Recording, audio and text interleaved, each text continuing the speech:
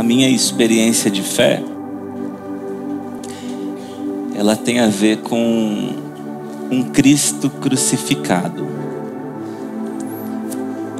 A minha experiência de fé tem a ver com Jesus. Esse Jesus, ele é a resposta de Deus. Ele é o Cordeiro de Deus que tira o pecado do mundo. Esse Jesus, segundo Apocalipse, ele foi imolado desde a fundação do mundo. Ele é a imagem do Deus invisível, é o Filho que é o resplendor da glória do Pai. Nele foi criado todas as coisas, nele tudo subsiste. Ele é a raiz de Davi, ele é o leão da tribo de Judá, ele é o Messias prometido, antecipado nas Escrituras. E como que nós sabemos de tudo isso? Sabemos de tudo isso porque temos uma escritura sagrada que fala a respeito desse Cristo crucificado.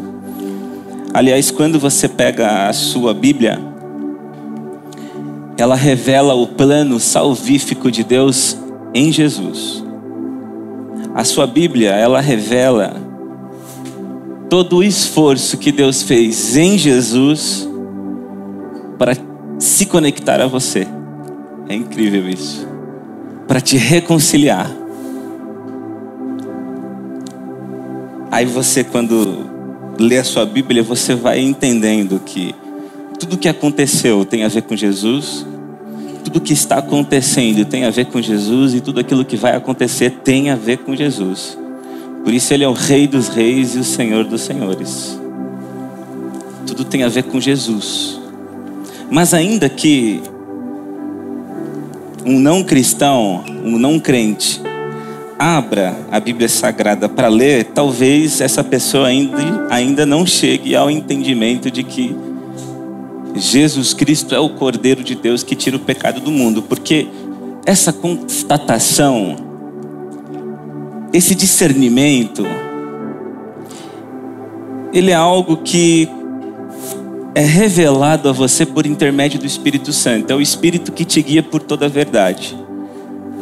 É o Espírito Santo que esteve na vida de Jesus Cristo homem, e o que o Jesus Cristo homem, conforme diz o Evangelho de João, prometeu a nós, que seria o Consolador, o Espírito que nos guiaria por toda a verdade. Portanto, eu falei de 5 elementos que dão razão à minha fé, fundamentam a minha fé.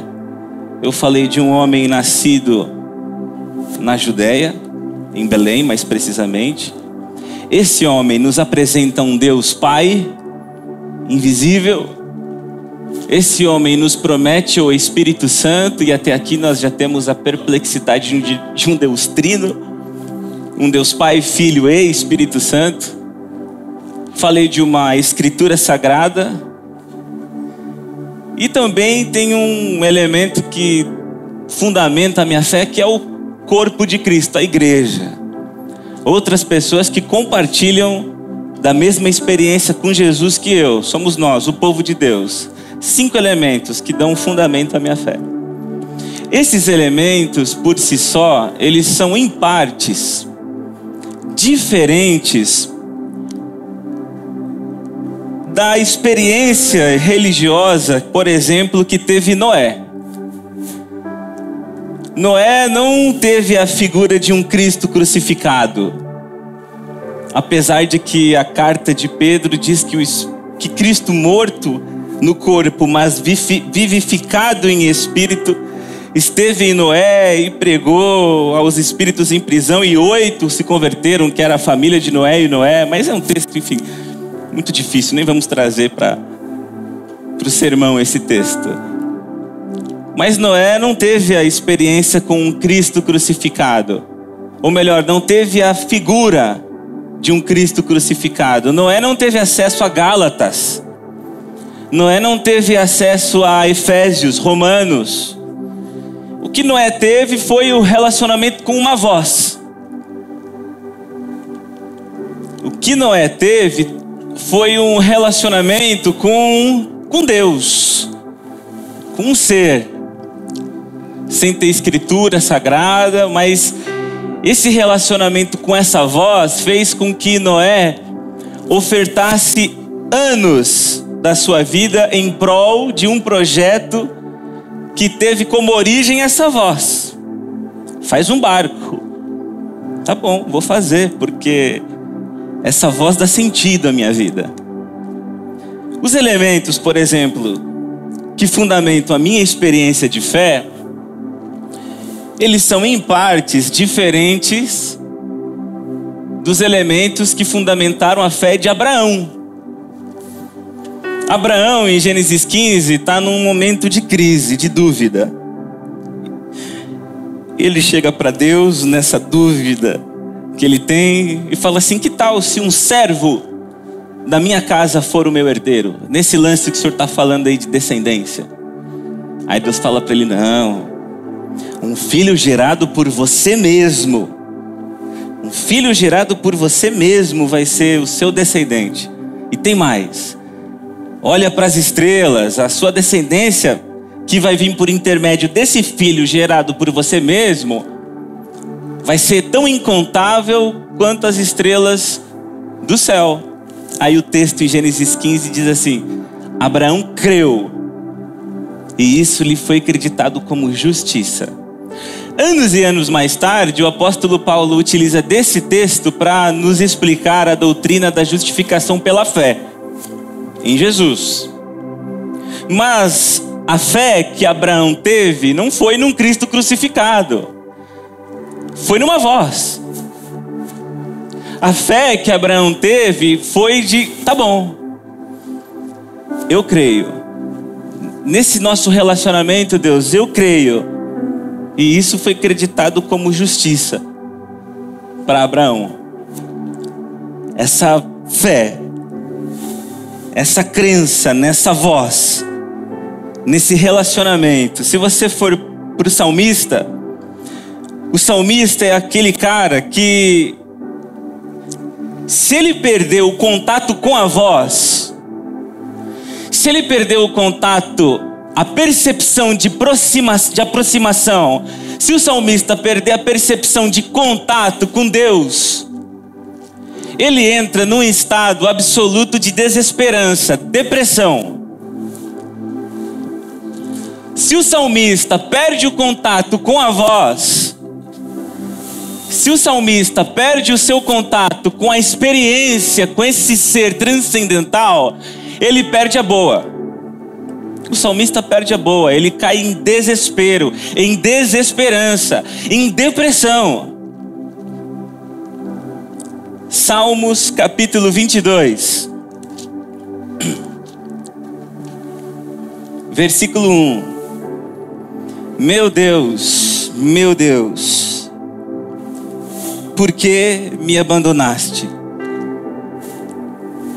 Por que estás tão longe de salvar-me? Tão longe dos meus gritos de angústia? Meu Deus, eu clamo de dia, mas não respondes. Eu perdi a percepção da sua voz, não ouço. Desesperança, depressão. Eu clamo de dia, mas não respondes. De noite, e não recebo alívio.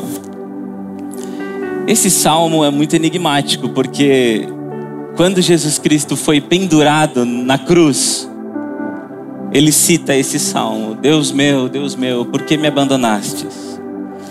E é certo que existem elementos simbólicos complexos demais para entendermos tudo o que gravita, todo o ensinamento que gravita em torno dessa questão de Jesus ter citado esses salmos.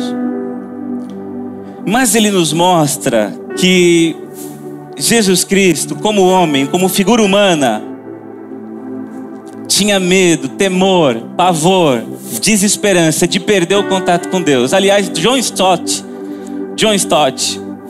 um teólogo inglês, no seu livro A Cruz de Cristo, ele diz o seguinte: que as agonias de Deus, de Jesus, que antecederam a cruz de Cristo, no Getsemane, aquelas agonias que ele chegou a suar gotas de sangue, não eram relacionadas ao sofrimento e à morte. John Stott diz isso. Porque o sofrimento e a morte na história, vários personagens ao longo da história se entregaram de maneira muito corajosa ao sofrimento e à morte.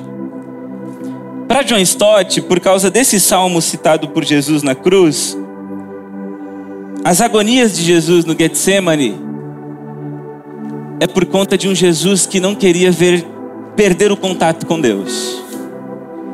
De um Jesus que não queria perder a aproximação de Deus. Salmos, capítulo 28, tem um outro salmista que diz o seguinte: a ti eu clamo, Senhor, minha rocha, não fiques indiferente para comigo. Se permaneceres calado, serei como os que descem a cova. Se permaneceres calado, serei como os que descem a cova. Ouve as minhas súplicas quando clamo a ti por socorro, quando ergo as minhas mãos para o teu lugar santíssimo. Quando Davi peca e escreve o Salmo 51, o grande drama de Davi no Salmo 51 é o seguinte: não retires de mim o teu espírito. Eu não quero sair da tua presença. Não se afaste da minha presença. Existe um pensamento dentro do campo cristão, dentro do nosso contexto cristão, que às vezes associa depressão, por exemplo, com falta de fé. Está depressivo? Você está triste? É porque você não tem fé. Mas eu acredito que para nós cristãos que temos fé em Deus, e de acordo com a experiência do salmista, talvez exista uma depressão que seja causada pela falta. Não é falta de Deus, é falta de perceber Deus, é diferente. Não é falta de Deus, é falta de perceber Deus. É quando de repente você ora e você acha que você está falando com a parede. Você ora e a impressão que dá é que você está num quarto escuro, vazio, e ninguém te responde. Desesperança, isso é desesperador. Isso é depressivo, isso é triste. Porque para o salmista, Deus é uma torre segura. Deus é uma caverna. Deus é luz. Deus é tudo isso. Para o salmista, Deus é o pastor do Salmo 23, que não deixa faltar nada. E ainda que esteja passando pelo vale da sombra e da morte, eu não vou temer nada. Por quê? Porque Deus está comigo. Para o salmista, a questão não é o vale. É passar o vale sem perceber que Deus está com ele. Sem perceber que a vara e o cajado protegem. Esse é o desespero do salmista. Não perceber Deus. Talvez, para a experiência do salmista, um salmo que defina bem uma experiência de fé com Deus é o Salmo 34, versículo 8, que diz assim: provem e vejam como o Senhor é bom. Como é feliz o homem que nele se refugia. Provem e vejam como o Senhor é bom. Porque se você deixar de provar, experimentar, sentir ele perto, sentir a torre, sentir a luz, aí vai dar ruim. Desesperança, caos, é crise. Porque Deus está no campo da experiência. Deus está no campo da prova. Deus está no campo do contato, mas é um contato, não é aquele contato físico, é aquele contato que você sabe que Ele te escuta. Deus está nessa dimensão de relacionamento. E é por isso que o salmista vai dizer: provem e vejam que o Senhor é bom. Mas aí é complicado esse negócio, né, Tiago? De provar é complicado, porque o Deus, como o apóstolo Paulo diz, ele habita em luz inacessível. Timóteo, Deus habita em luz inacessível. Então Deus está no campo do invisível, do abstrato, do indizível, do intraduzível, do indecifrável. Deus está no campo lá, não do imperceptível, mas Deus está nesse campo que palavras são insuficientes para expressá-lo, para defini-lo, não existe. Deus está nesse campo. Aí esse Deus que está nesse campo aqui, invisível, indecifrável, intraduzível, de alguma maneira, e a gente sabe que é por meio de um útero virgem, né, pastor? Por meio de um útero virgem. O apóstolo Paulo tem uma conotação interessante, ele fala que se esvazia. Então, de alguma maneira, Deus se esvazia desse lance aqui enigmático, indecifrável, que é Deus, e ele cabe dentro da figura de Jesus. Então, Jesus é Deus, mas é também uma espécie de figura esvaziada de Deus. Aí tem esse Jesus, homem. Deus também, não deixa de ser Deus, mas aqui a gente já começa Jesus fala, Jesus já está mais inerente, mais perceptível à nossa mente. Aí esse Jesus é testificado por um livro, Bíblia. E quando nós abrimos as Escrituras para falar sobre Jesus, porque toda a Escritura converge na pessoa de Cristo. E quando nós abrimos as Escrituras para falar sobre Jesus, aí a gente vê, cara, é difícil falar desse negócio, né, pastor? É complicado falar sobre as Escrituras. Aí a gente começa a falar sobre, discutir sobre, ensinar sobre. Nós começamos a fazer a nossa teologia, a nossa sistematização do pensamento bíblico, mas note o distanciamento, porque Deus está lá no campo do invisível. Aí tem Jesus e tem a Bíblia, agora tem a nossa teologia. E esse lance de teologia, segundo o pensamento de alguns, não é para todo mundo. Então algumas pessoas começam a fazer teologia. E essa logia tem a ver com tornar lógico, colocar dentro da lógica, colocar dentro de palavra. Então você já reduziu ao máximo esse negócio de provar e tal. Aqui você já vai vendo que você já vai se distanciando bastante. Porque o salmista, a experiência dele não é com o texto. A experiência do salmista é nesse campo abstrato aqui, não é com o texto. E aqui algumas pessoas começam a se alimentarem, a provarem daquilo que alguns pensadores têm descrito acerca da Bíblia, que fala sobre Jesus, que é a revelação de Deus. Distante, totalmente distante. Eu acho legal, às vezes algumas pessoas, eu assisto tal pastor, sempre assisto, não perco uma mensagem, legal.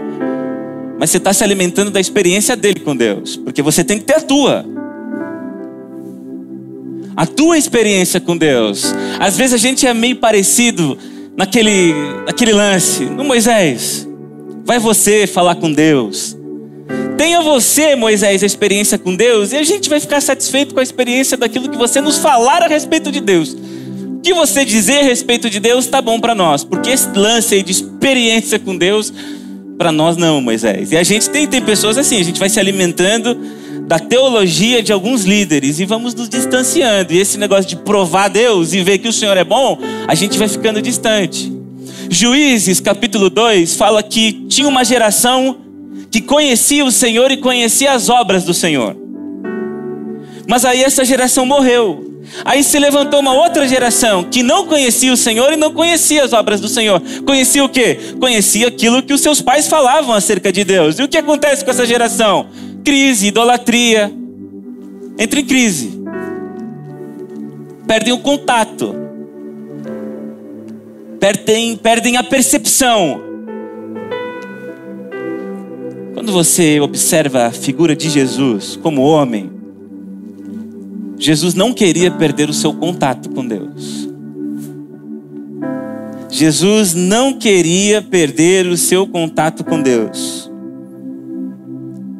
Nós temos 4 livros que falam acerca de Jesus Cristo: Mateus, Marcos, Lucas e João. A princípio, Mateus é escrito para judeus de fala grega, com o intuito de informar os judeus que o Messias que foi prometido nas Escrituras veio ao mundo, se cumpriu as Escrituras.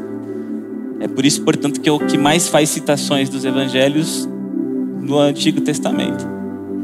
Marcos, alguns estudiosos pensam que Marcos foi escrito para os que sofriam perseguição de Roma, da igreja de Roma. E é por isso que ele nos apresenta um Jesus servo. Então olha o contraste. Em Mateus nós temos um Jesus rei, Messias, prometido, linhagem de Davi. Em Marcos nós temos um servo. Ele é rei ao passo que ele também é servo. Lucas, ele escreve para Teófilo. Escreve especificamente para alguém, mas alguns estudiosos dizem que ele tinha a intenção que fosse algo meio que global, assim, para todos os cristãos, para todos os gentios. E é aqui que você vê um Lucas apresentando um Jesus homem, criança que se perde no templo. E é por isso que Lucas deixa muito bem claro, definido no seu livro, que Jesus como homem fez tudo aquilo quanto poderia fazer por meio do Espírito Santo. Aqui você vê Lucas. E João, alguns falam que João escreveu para os gregos. Mas João escreve com a prerrogativa de mostrar que Jesus é Deus, Logos. Nele foram criadas todas as coisas, por meio dele tudo subsiste. João, Deus. Aí você tem um contraste legal. João, Deus, Lucas, homem. Então Jesus é homem e é Deus também. Mas Jesus é servo e é rei. Rei, Deus. Nos dois evangelhos do meio nós temos um servo e um homem. E nesses dois evangelhos do meio, nós conseguimos perceber a fragilidade humana de Jesus. E nessa fragilidade humana de Jesus, ele nos dá alguns segredos que, uma vez que ele compartilhou da mesma natureza minha e sua, ele nos dá um segredo. Não perca o contato. É o segredo que Jesus nos mostra. Não perca o contato. Não perca a experiência. Eu quero ler um texto com vocês no Evangelho de Marcos, capítulo 1.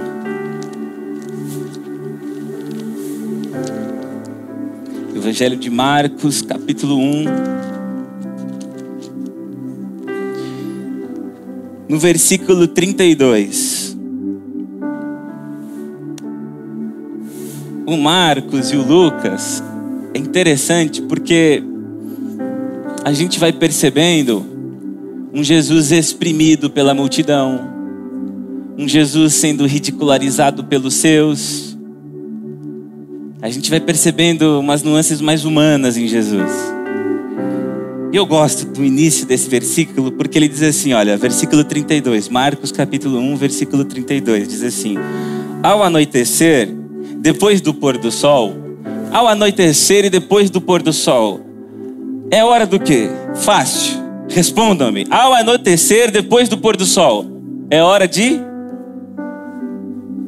Eles não respondem, né, Jéssica? Eu falei pra você. Eles não falam, não adianta pedir. É hora do quê? Do quê? Não, se você dorme... Você é onde, né? Tá brincando. Hora de dormir mesmo, descansar. É isso aí, tá certinho. Ao anoitecer, depois do pôr do sol, é hora do descanso. Hora de descansar. E o que acontece na hora do descanso de Jesus?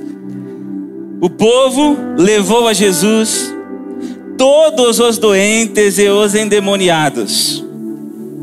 Caramba, hein? Todos. Toda a cidade se reuniu à porta da casa. E Jesus curou muitos que sofriam de várias doenças. Também expulsou muitos demônios. Não permitia, porém, que estes falassem, porque sabia quem ele era. Muvuca. Muvuca. É hora de descansar? Muvuca. Ah, eu queria estar perto, assim, sabe? Jesus deu uma pausa, foi tomar uma água, eu me aproximo. E aí? De boa? Correria.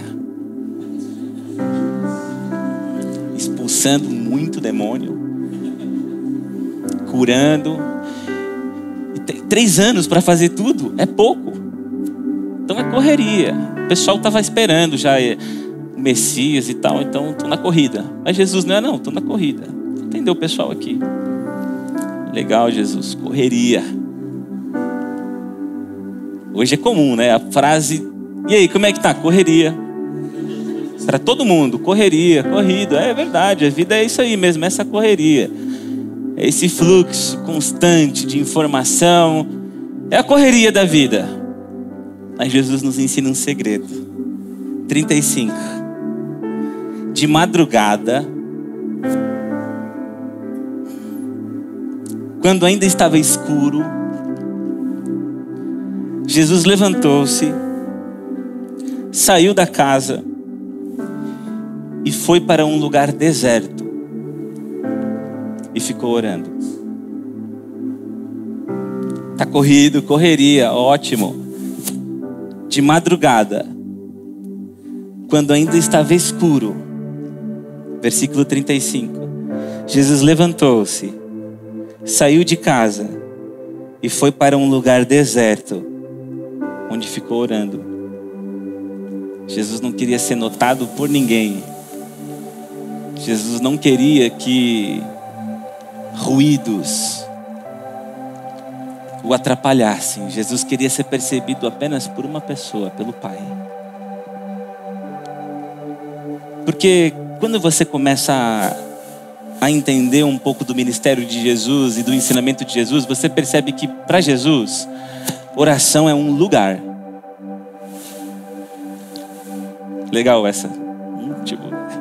Oração é um lugar. Você lembra Jesus, Sermão da Montanha? Quando você orar, vá para um lugar, quarto. Porque lá, nesse lugar, tem alguém que está em secreto, já está te esperando e essa pessoa te vê. Note que não tem nem palavra. Jesus nos apresenta que oração é um lugar de encontro com Deus. Aonde talvez palavras sejam dispensáveis. É um lugar de exame, de encontro, de percepção, de saber que está perto. E o que precisa? Interromper o fluxo. Está na correria, precisa interromper fluxo. Fazer respiração diafragmática, alguma coisa. Eu preciso fazer alguma coisa para interromper o fluxo de pensamento. Porque de madrugada, quando ainda estava escuro, tá vendo? Note que Jesus vai fazendo todo um movimento externo. Porque Jesus quer fazer introspecção aqui dentro. Ele quer sentir o Pai que está aqui dentro, do secreto. E nesse local de encontro com Deus acontecem algumas coisas. Por exemplo, o salmista nos diz: sonda-me, Senhor, prova-me. Ai, que versículo maravilhoso. Examina o meu coração e a minha mente. É isso que acontece. Você para num local para perceber Deus e Deus te examina a sua mente. Isso precisa interromper fluxo. Informação precisa interromper. O salmista diz outra coisa curiosa: mas tu enxergas o sofrimento e a dor. Observa-os para tomá-los em tuas mãos, porque Deus te enxerga. Deus vê o seu sofrimento. E se você perdeu a percepção de aproximação com Deus, é porque você está tão alucinado nessa correria, você não consegue parar para ir para o local, e esse local não é físico. Todo esse movimento de Jesus, de madrugada, tarará, tarará, tarará, tem a ver não com o local físico, tem a ver em encontrar um lugar aqui dentro que é escuro, silencioso e vazio. E nesse lugar escuro encontrar a luz de Deus. Neste local silencioso, ouvir a voz do Senhor. E nesse local vazio, saber que Ele está comigo. Saber que Ele está comigo. É necessário parar. A gente vive pensar é praticamente uma inevitabilidade. Mas pensar demais cansa e nos impede de acessar esse local de encontro com Deus. Nos impede de acessar esse local de encontro com Deus. Pense comigo que se você precisa ser examinado por um médico, chega a ser engraçada a cena. Mas você já imaginou você na correria e o médico tentando fazer um exame em você? Não, para só um pouquinho, só para fazer um exame e tal, não sei o que. Não posso, eu estou na correria, sério mesmo. Agradeço a preocupação, mas faz enquanto eu estou dirigindo, tira a pressão aí e tal. Mas eu preciso fazer uma ressonância, não. Acha um aplicativo aí para fazer, dá teu jeito. Foi boa, obrigado, gostei. É bom quando tem o cara responde, é legal. Valeu mesmo. A gente se esforça, né, às vezes E essa foi do imprevisto. Não tinha pensado nela, pensei agora. Foi boa, gostei também. Que bobagem, desculpa, eu perco às vezes só. E aí você tá na correria, Deus não consegue examinar, precisa parar, precisa encontrar o local. Eu escutei de um pastor um exemplo de oração muito curioso esses dias. A gente tem o nosso estilo de oração. Eu não sei, isso é um pouco da nossa cultura ocidental, né? A gente não gosta desse negócio do salmista, Salmo 1, meditar na lei do Senhor. Não, a gente não gosta dessas coisas. A gente é aqui, né? Informação o tempo inteiro. E até a nossa oração ela é ansiosa. Ele fez uma ilustração, eu achei incrível. Ele diz assim, que às vezes a gente vai orar e é como se a gente estivesse na beira de um rio.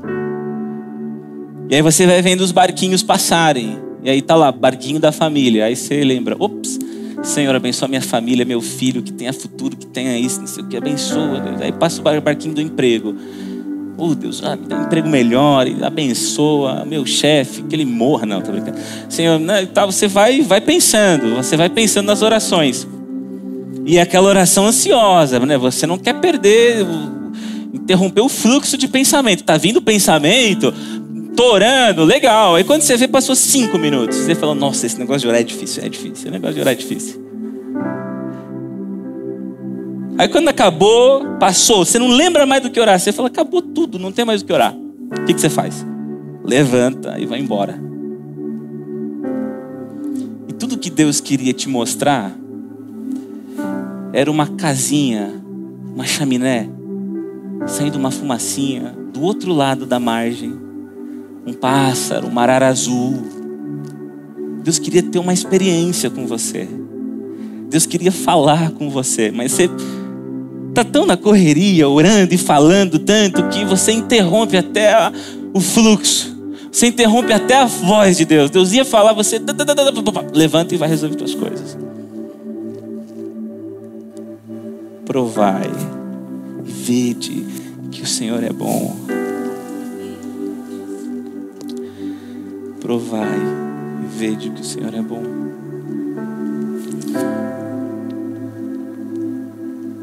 No mesmo Salmo, Salmos 34, no versículo 4, diz assim: busquei o Senhor e Ele me respondeu.